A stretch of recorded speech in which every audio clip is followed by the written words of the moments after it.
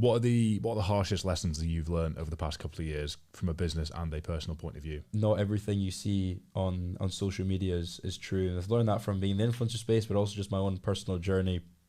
And it came from this. You've heard him or seen him, Iman Gadzi. This guy has this, a massive flaunty lifestyle online. 22-year-old, 25 million, and everyone sees him as the perfect, idealistic. And I was striving to be like that, even content style at some point. So I was trying to have this life, because I thought this guy had the perfect life.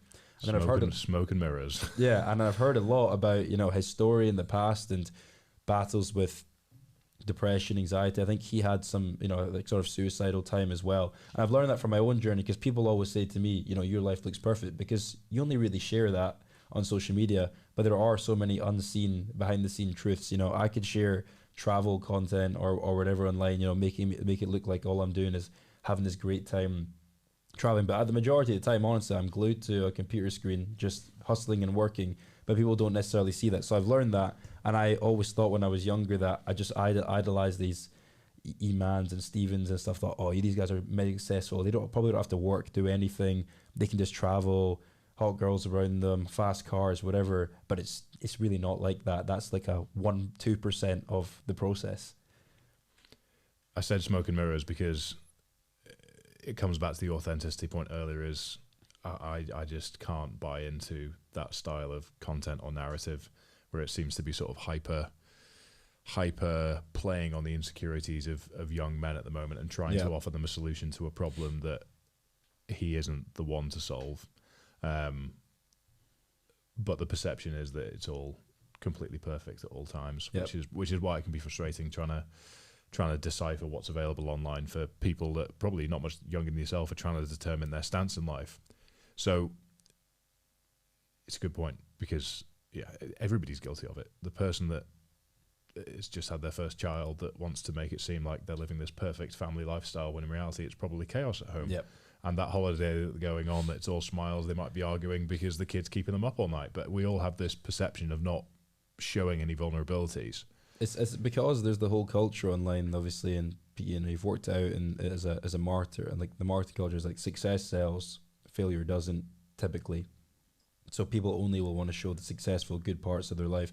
In some cases, being vulnerable and showing parts does work. Like, for example, I've seen like LinkedIn posts of people being vulnerable about obviously the tech layoffs and talking about that. But it's a pride element as well, I think, because it's actually quite difficult. I think just in the modern world that we live in, it's quite difficult for people to like really want to show the bad stuff that's happening. It's almost like it's I say it's a pride thing, that they feel like they're lesser if they have to come out and be vulnerable or something's not going well. Because I know a lot of people who have been affected by, for example, layoffs or being made redundant or whatever, and it's like they don't want to talk about that online because it makes them look as if they're not good at what they're doing. I view it as dishonest, though, because you're essentially withholding the true version of yourself and presenting an ideal that cannot be attained to the outward world. It is for sure dishonest, but a lot of people obviously are just, they don't want to be perceived as something that is negative.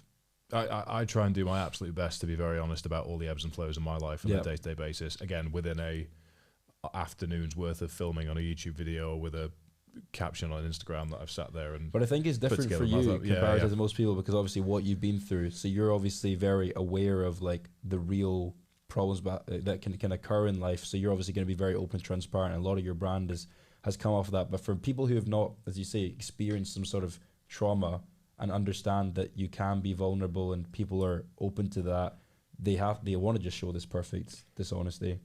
It's not frustrating, but it's unfortunate, because there's so many examples of that that being incorrect. Yep. Whereas there seems to be this tendency that people need to feel like they've hit rock bottom before they can sort of start to lay the strategies and the habits to build themselves back up. So with that in mind, given that you are self-aware off the back of your negative experience, given that you have high stresses, you have high responsibilities, you have the lessons that have come from naivety, as you said, as we all do when getting into something new, how do you manage the ebbs and flows psychologically? Are you open, honest, and vulnerable with your family, your friends? Is it still something you feel you need to keep close to you?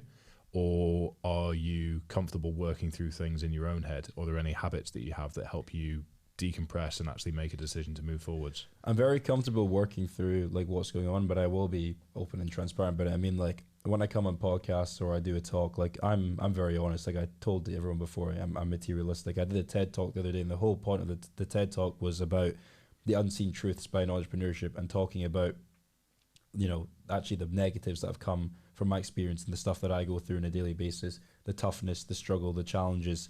So I will be open and honest about it, you know, if I'm doing a talk or a podcast or being asked about it. But I tend not to talk about it an awful lot because I don't know, I feel like I'm a person who can get through it pretty well, and that's just because of my resilience from my experiences in life.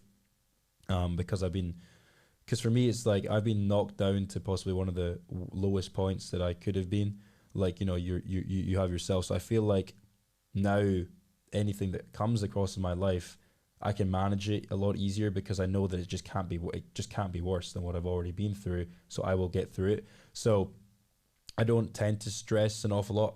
I know I do feel stressed, but I don't tend to project it out into the world because I know I can manage it internally myself.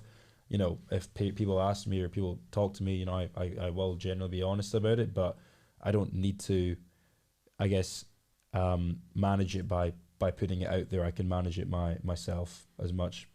But it's not like but I won't hide it. Do you think things need to improve online? Because I personally think people need to be more honest and present the human behind the lens more. No, for sure. I think especially in the Western world, for sure. I think we do need to be more honest online because it's giving this, as I say, dishonest and false perception to people who are coming it's creating an unattainable ideal, and I think that can be damaging for people that are looking for heroes in their day-to-day life. Very, for sure. And as you say, if we're looking for heroes, but then it's obviously not actually that, and when they get to really know about who that hero is and what they've gone through and everything, then it's not quite the same as what they're portraying. So I think it does need to be more honest, because I think as well, like when things are honest, like again, it is much more relatable to everyone. People respect it as well. I've never seen anyone who has come out about something bad or been vulnerable and people have, obviously there's your internet trolls and haters or whatever, but you're going to get that regardless, but who hasn't had people respect them more, relate to that, and be like, you know, actually I understand this a lot more, and now I can look at it, you know, look at the lens and put it on my life and think, okay, this is how, you know, I should be living, or how I should do this, or why this is happening.